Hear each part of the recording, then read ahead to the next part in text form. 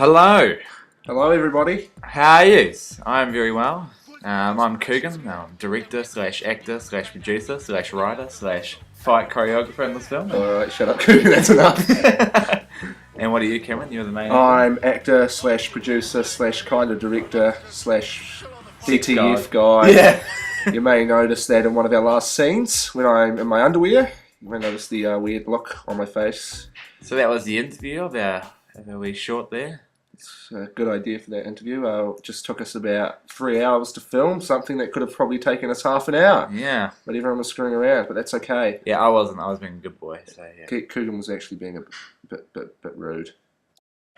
Oh, opening shot. There we go. The old drinks being put down. That's too sexy beast there, isn't it, Cameron? Good old pub scene. It was actually quite surprising that Shantytown just let us go in and go crazy with all this stuff. We were expecting like supervision, but no, they just came in and did anything. And that cordial tastes like poos, by the way. But it was bad. this is my idea of going through the grass, kind of get you a bit of sneaky You can feel. actually see our pack just a few seconds ago. Yeah. It's red some distance. You can see it. Oh, look what's happened. He's lost a baby. I remember this line. I wrote this line. It was one of the first lines we came up with, and we pretty much scripted the whole movie around that. Yeah, that was a very important line.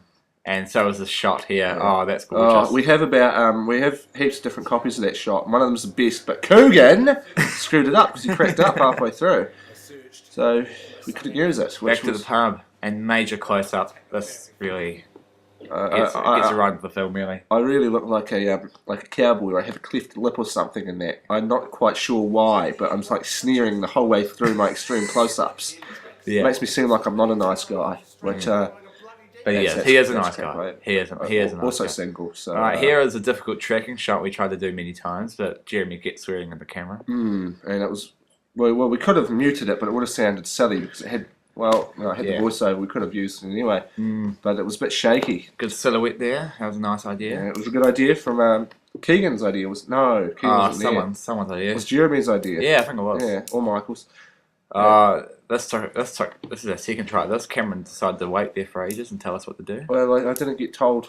On the way through Grange's track, we decided to stop and get the mist off that tree. And we went through there and we saw a lot of artistic shots we could have used, and Yes. we took heaps, but that was the only one that made it through.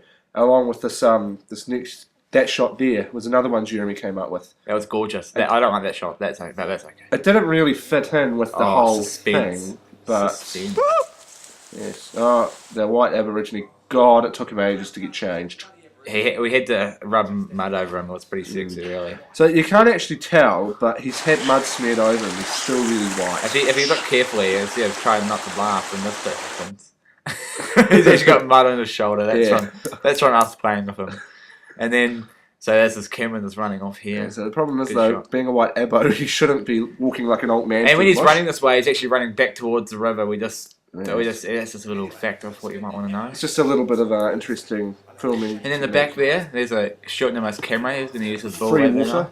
And free water up in the corner there, yeah. There's also in the other shots, the ones of Coogan talking, you can See a screen in the back.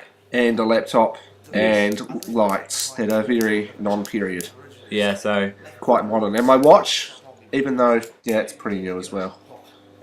Yeah. if you're wondering where the suits from, they're from the Operatic Society. Thanks, the Thank Operatic you. Society. That was meant to be like $50, but they gave it to us for $30 because we got heaps of gear. Even a man bikini. Did they give us a man bikini? Yeah, I got a man bikini just in case we needed to dress up. Yeah, sexy. that was my fault. It was It was actually quite dramatic. It hurt him a lot. well, no, it was more like Oh, my takes favourite. before when I was falling over in the bush that hurt me. Oh, okay. He's Keegan. He's brilliant. It's a pity we couldn't have given him a bigger role because I really would have loved to develop his character, but it would have detracted too much from the main story, so we scrapped it. Yeah. I thought about the idea of maybe making him take Cameron away, but just once again too much time and Well, it would have we been probably very could awkward. have put it in retrospect, but no. We didn't. we are possibly though developing a sequel in which his character will be expanded. Yes, Daddy's gonna find you. Part 2. Daddy's found you. Yeah. So it should be quite good. Oh, here we go. This is where the man. Now, gets as down. you can just see, DTF just there. You could just see it. This is my good filming. Cutting off his head. Yes, I wasn't actually really watching him this time, but Yes, there's our screen and the laptop and the lights, the gas canisters. It's a lot of stuff you can And see. if you're wondering what the humming is in the back, it's a fridge. It's not a sound difficulty. It's just a fridge. I love that shot. So all those people saying we've got technical issues, shut up. It's just a It's fridge. a fridge. It's not technical. It's not technical. We did fine. It was just a fridge. But we couldn't actually hear it though. Okay, this is the fight I choreographed. I wasn't too happy with that part. But this, That if you is- notice, then Jeremy actually wasn't running because Cameron was too slow. Mandarin! Oh! That There you go. Mandarin was just a pulp with skin, and there I am trying not to laugh.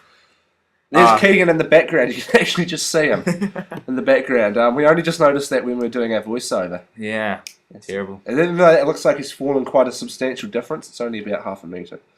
Bit of trick photography there. Forced perspective, I believe it's called. Here is Cletus, but it's not Cletus. Oh, it's Mexican. It's a Mexican. Sorry if this is the first time you've seen the film, but that is quite disappointing, really. Yes. Well, if it's the first time you've seen a film, why the hell are you watching the director's cut? What's wrong with you? Oh! Bah! And if you're wondering what the massive squish is, it's actually Keegan with a huge rock. And he's just holding it, and he throws And it he down. throws it at that same time. Oh, Cameron Evans. There we Keegan go. Stokes, Okay, Keegan I Crawford, reckon- Jeremy Larkin, and Michael O'Connor. That's brilliant.